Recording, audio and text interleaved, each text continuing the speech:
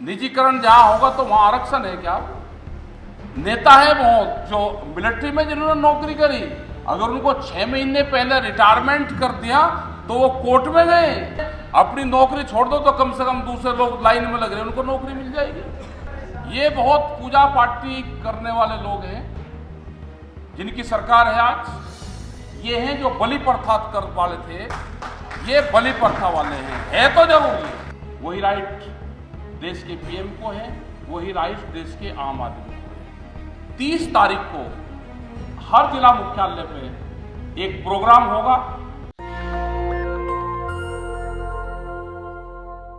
आज ये जो 2 दिन का जो प्रोग्राम चला है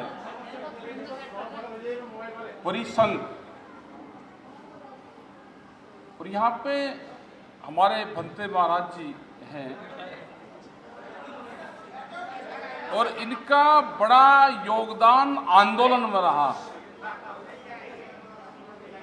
अपने टेंट लगा के झूपड़ी में रह के जो संत महात्मा करते हैं वही भंते जी ने वहां पे किया। सड़क पे लौटना और कई कई महीने तक, क्योंकि वहां कोई जातियां नहीं थी, वहां कोई बिरादरी नहीं थी। वहां था कि सरकार जो पॉलिसी लेकर आई है उस पॉलिसी के खिलाफ वो आंदोलन था और उसमें सभी लोगों का सहयोग रहा।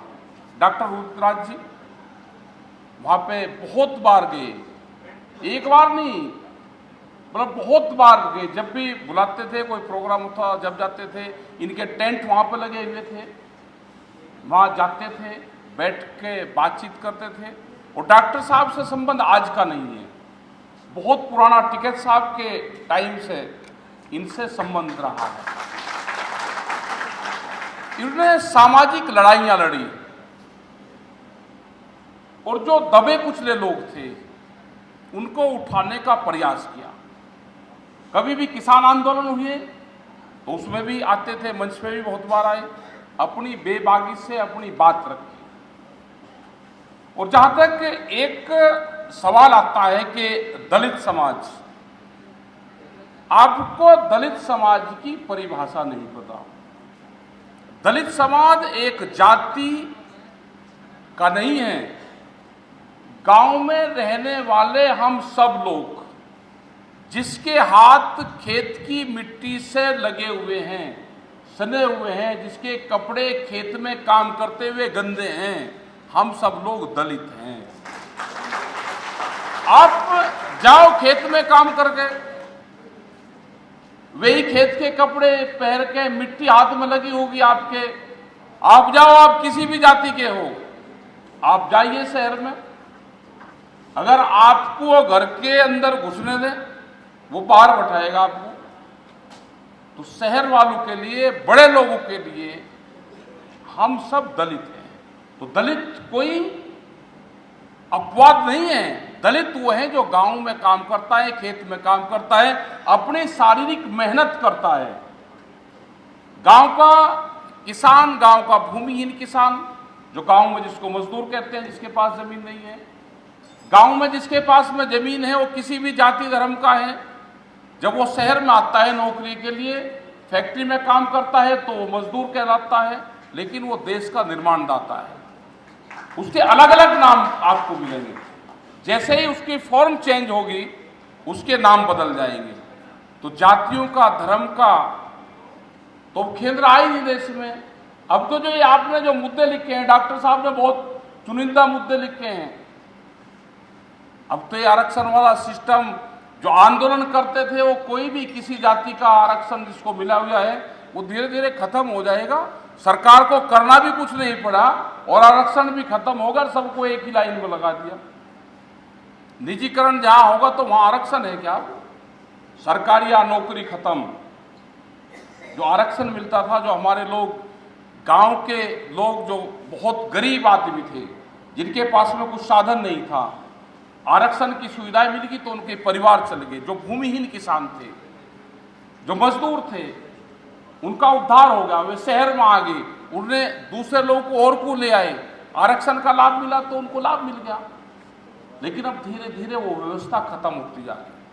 अभी जो ये इशू चला हुआ है, जो भारत सरकार एक नई पॉलिसी लेकर आई कि 4 साल नौकरी करो, रिटायरमेंट आपको मिलेगा, बहुत उज्जवल भविष्य देश के नौजवानों के सामने रखा, उसका प्रचार प्रसार कर रहे हैं। जो हमारे नेता है बहुत, जो मिलिट्री में जिन्होंने नौकरी करी, अगर उनको 6 महीने पहले रिटायरमेंट कर दिया तो वो कोर्ट में गए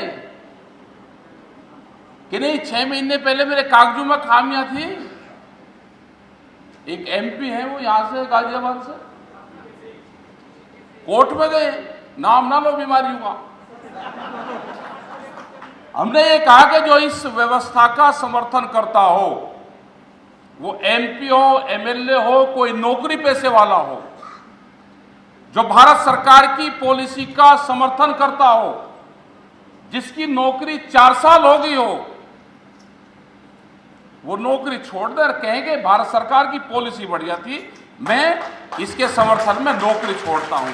प्रधानमंत्री जी एक बार घोषणा करते, अपील तो वे बार बार करते हैं ना कि गैस की सब्सिडी छोड़ दो, इसकी सब्सिडी छोड़ दो। वे सामने आए दानदाता, भाई ये भी सामने आ जाए, अपनी नौकरी छोड़ दो तो कम से कम दूसरे लोग लाइन में लग रहे हैं उनको नौकरी मिल जाएगी। एक बड़ा आंदोलन देश को फिर जरूरत है, इकट्ठे होकर लड़ाई लड़नी पड़ेगी। और ये भी गलतफहमी निकाल दो कि ईवीएम में कुछ होता है, ये सब निकाल दो दिमाग से। अब ईवीएम में कुछ नहीं होता, अब हारे हुए कैंडिडेट को जीत का सर्टिफिकेट दिया जाता है। ईवीएम नहीं, अब ईवीएम की लड़ाई रही नहीं। हमारे खिलाफ तो सबसे ज्यादा रहते हैं ये, हमारे खिलाफ तो प्रेस के लोग कहने लगे जी अगर आंदोलन बढ़िया था तो जीतती कैसे, भाई जैसे आपको जबरदस्ती बुला रहे ऐसे जीतती। नंबर सबका आना है, एक विभाग को ये सबको लपेटेंगे, एक सिस्टम को। तो यह है कि एक बड़ा आंदोलन देश में फिर जरूरत है। अब कहना नौजवानों को छेड़ दिया, इनका आधा इलाज तो यही करेगी।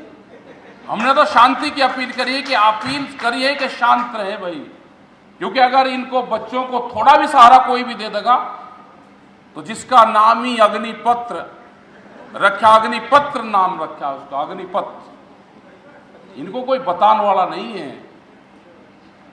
अग्निपथ जब उसका योजना का नाम रख दिया तो योजना चालू भी नहीं हुई तो उसका रिजल्ट तो आ गया ना। ये तो कलयुग है भाई, ये बहुत पूजा पाठी हैं, ये बहुत पूजा पाठी करने वाले लोग हैं जिनकी सरकार है आज।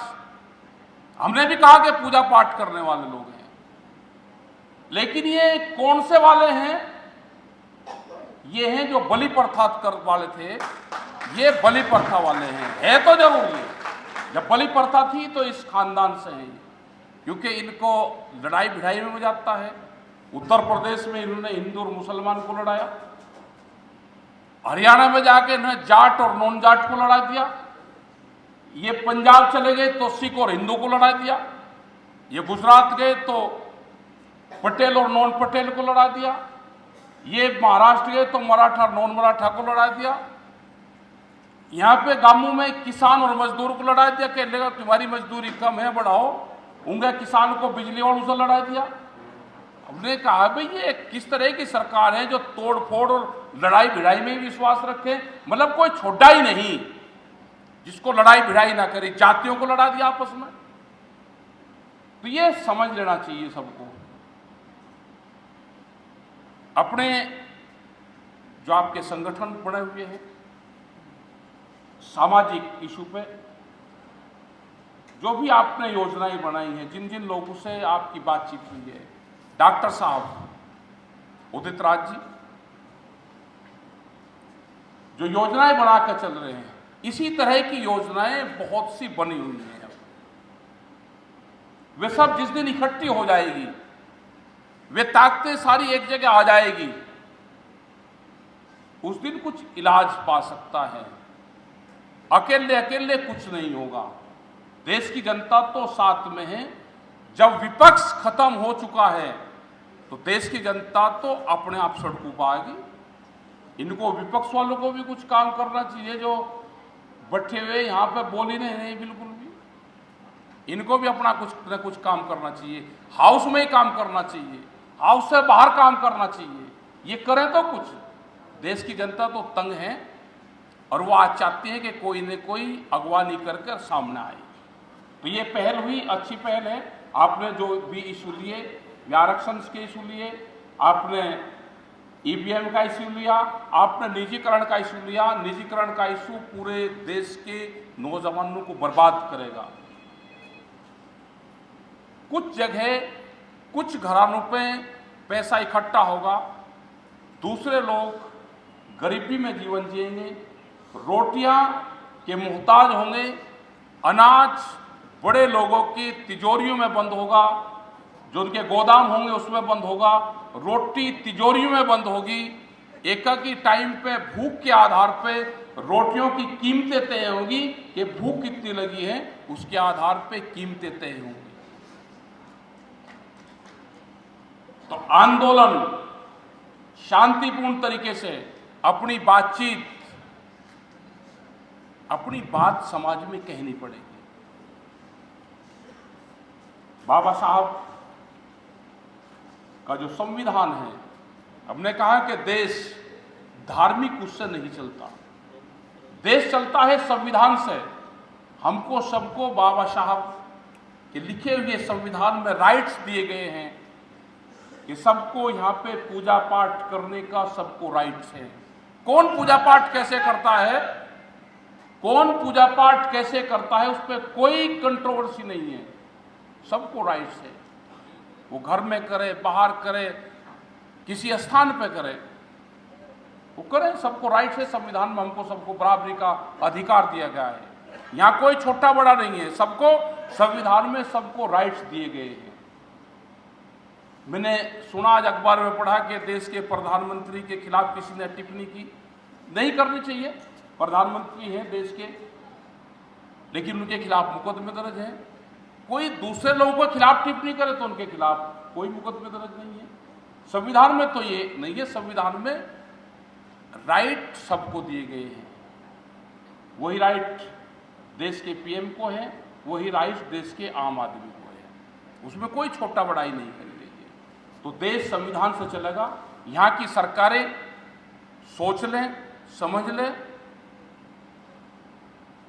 और जो ये रास्ता अख्तियार कर रहे हैं वो रास्ता देश को नागवारा है। देश उसको ठीक नहीं मानता। आप जौन सी भी भाषा में समझने चाहते हो, देश की जनता उसी भाषा के लिए तैयार है।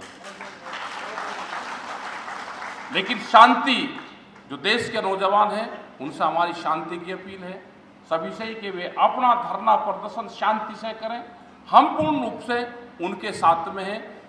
30 तारीख को हर जिला मुख्यालय पे एक प्रोग्राम होगा जो ये अग्निपथ योजना लेकर आए, इसके विरोध में होगा। हम अपना ज्ञापन देंगे, अपना धरना प्रदर्शन करेंगे, अपनी बात सरकारों के सामने रखेंगे। और सरकार से भी ये रहेगा कि 30 तारीख के बाद में सरकारों से भी एक प्रतिनिधिमंडल, अगर भारत सरकार मिलना चाहेगी तो हम इन इशू पर मिलना चाहेंगे। और हम देश की सरकार से भी ये चाहते हैं कि आप अपना एक जारी करें प्रेस नोट कि कौन कौन लोग इसके समर्थन में हैं, जो नौकरी कर रहे हैं, उसमें से कितने लोग नौकरी छोड़ रहे हैं, क्या कितने लोग जो मेंबर पार्लियामेंट हैं, एमपी, एमएलए, विधायक हैं, उनका कार्यकाल 5 साल का होगा, नौकरी का कार्यकाल 4 साल का होगा, वे पेंशन भी लेंगे। एक ये भी कर दो कि वे एक आदमी एक ही बार चुनाव लड़ेगा और कोई पेंशन नहीं मिलेगी, एक इसके साथ ये भी कर दो। अगर ये नहीं करते तो ये नाइंसाफी है। देश का नौजवान इसको बर्दाश्त नहीं करेगा। आप करो ये कि एमपी और एमएलए एक ही बार चुनाव लड़ेगा, दोबारा चुनाव नहीं लड़ेगा, कोई उसको पेंशन नहीं मिलेगी। हम भी सोच लेंगे भाई ये उनके लिए भी कर रहे, इस नौजवानों को भी समझाने की कोशिश करेंगे। लेकिन ये अत्याचार है, ये देश बर्दाश्त नहीं करेगा, ये लड़ेगा और जीतेगा, जीतेंगे। और इसी के साथ में देश में